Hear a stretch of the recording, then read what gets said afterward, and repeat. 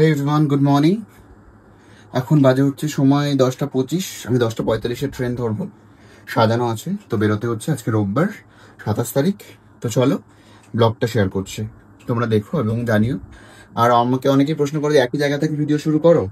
হ্যাঁ বাবা, আমরা মিডিল ক্লাস ফ্যামিলির মানুষ, যেটা বাংলা কথায় হচ্ছে মধ্যবিত্ত পরিবারের মানুষ। আমাদের ঘর কিন্তু এরকম একটাই থাকে। আমাদের ঘর এরকম একটাই থাকে, আমাদের এরকম হাজারটা ঘর থাকে না। তো একটা ঘর দিয়ে আমাদের ভিডিও করতে হয়। তো এখান থেকে আমি শুরু করি। তো চলো। বলতে বলতে চলে এলাম শান্তিপুর স্টেশন। আর অনেকেই প্রশ্ন করবে আমাকে যে রাস্তাতে যেতে যেতে দেখাওনি। না গো, আমি বাইক নিয়ে যেতে হয়, তো আমাকে একা, আর মেকআপ থাকলে একটা পিঠে ভারী ব্যাগ থাকে, তো এক হাতে বাইক চালিয়ে এক হাতে ফোনে ভিডিও করতে করতে যাওয়াটা একটু চাপের হয়ে যায়। তো আমি শান্তিপুর স্টেশনে পৌঁছেই গেছি। আমি ট্রেনে উঠবো। আমার ট্রেন হচ্ছে, যেহেতু ফুলিয়া যাবো একটাই স্টেশন, তো 10টা 46 একটা ট্রেন আছে যেটা শান্তিপুর থেকে রানাঘাট অবধি। তো সেই ট্রেনে আমি উঠে গেছি। তো উঠে যাওয়ার পরে আমি ট্রেনটা দেখিয়ে নিচ্ছি। আর সেখানে সানডে ছিল যেহেতু আজকে, তো দেখতেই পাচ্ছ অনেক কাপড়ের গাঁট ফাট রয়েছে, কারণ আমাদের এখানে সকলেই হয়তো জানো রবিবার আর বৃহস্পতিবার আমাদের এখানে সূত্রাগড় বঙ্গের হাট হয়। তো হাটে অনেকেই মানুষ শাড়ি কেনা বেচা করে। যারা রানাঘাটের মধ্যে থাকে তারা এই ট্রেনটাতেই প্রেফার করে বেশি, কারণ এই ট্রেনটা অনেক ফাঁকা যায়। তাছাড়া প্রত্যেকটা সকালের ট্রেন রবিবারে প্রচণ্ড ভিড় হয়। তোমরা যারা ভাবছো রোববারে সকালের দিকে আসবে, আমি বারণ করবো রোববার বা বৃহস্পতিবার আসার জন্য, কারণ এই দুটো দিন প্রচণ্ড ভিড় হয়। দেখতেই পাচ্ছ ট্রেনে উঠে গেছি এবং ট্রেন ছেড়ে দিয়েছে। আমি বাইরের একটু সুন্দর পরিবেশটা তোমাদের দেখাতে দেখাতে যাব, কারণ এত সবুজ সুন্দর আকাশ দেখতে দেখতে আমার মনটা সত্যি ফ্রেশ হয়ে যায়। তারপরে কানে হেডফোনে যদি একটু হালকা করে একটা গান বাজায়, তাহলে তো দিনটা পুরো ফ্রেশ লাগে আর সারা দিনের এনার্জিটাও চলে যায়। থ্যাংক ইউ সো মাচ এত ভালো সবুজ, এত ভালো একটা সুন্দর আকাশ বা ওয়েদার দেওয়ার জন্য। কথা বলতে বলতেই ঢুকে গেলাম ফুলিয়া স্টেশনে। তো আজকের আমার কাজ ছিল কিন্তু ফুলিয়াতে। আগেও বললাম যে শান্তিপুর থেকে ফুলিয়া মাত্র একটা স্টেশন। এখন একটা স্টেশন হয়েছে, খুব একটা বেশি দিন হয়নি, যেটা হচ্ছে বাতনা কীর্তিবাস। সেখানে মাঝে মাঝে দাঁড়ায়, মাঝে মাঝে দাঁড়ায় না। তো তার জন্য আমি সেটাকে ধরি না, যেই কখনো ট্রেন দাঁড়ায় কখনো দাঁড়ায় না, তো স্টেশন আমি ধরি না। তো ফুলিয়াটাকেই ধরি। তো ফুলিয়াতে নেমে গেছি। নেমে গিয়ে আমি চলে যাব সাজাতে।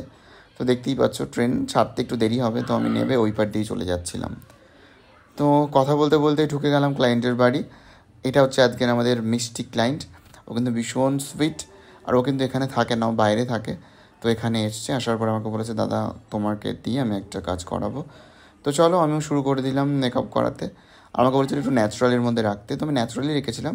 কিন্তু ওর মুখে একটু অ্যাকনি স্পট রয়েছে, মানে ব্রণ হয়েছিল হয়তো, তো দাগগুলো দু একটা ছিল। তো সেটাকে কভার আপ করার জন্য আমাকে একটু পেস্টে হেভি করতে হয়েছে, কিন্তু আমি ন্যাচারালের মধ্যে রেখেছি। তো কথা বলতে বলতে আমার মেকআপটা অলমোস্ট কমপ্লিট হয়ে গেছে। এটা হচ্ছে ফুল লুক। দেখে নাও তোমাদের কেমন লাগলো। আমি চেষ্টা করেছি হালকা করার জন্য, বাট হয়তো একটু হেভি হয়েছে, কারণ আমি বলেই দিলাম তার রিজনটা। তো আবার কথা বলতে বলতে আমি শান্তিপুর চলে যাচ্ছি। তো আবার স্টেশনে চলে এলাম। তো ট্রেনের দেখেই আমি এসেছি, কারণ স্টেশনের পাশেই ওর বাড়ি। তো সেক্ষেত্রে আমি দেখেই বুঝতে পারছি যে এখন ট্রেন ঢুকবে বা অ্যানাউন্স হচ্ছে, সেভাবে আমি বেরিয়ে গেছিলাম। কারণ আমার আবার 3:55 ট্রেনে যেতে হবে আবার রানাঘাট।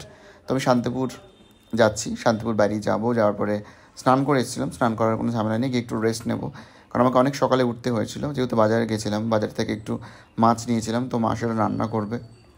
মায়েরও বাড়িতে কাজ থাকে রোববারে, কাজ কুচি সব কিছু করে, ঠাকুর পুজো থাকে, অনেক কিছুই কাজ থাকে।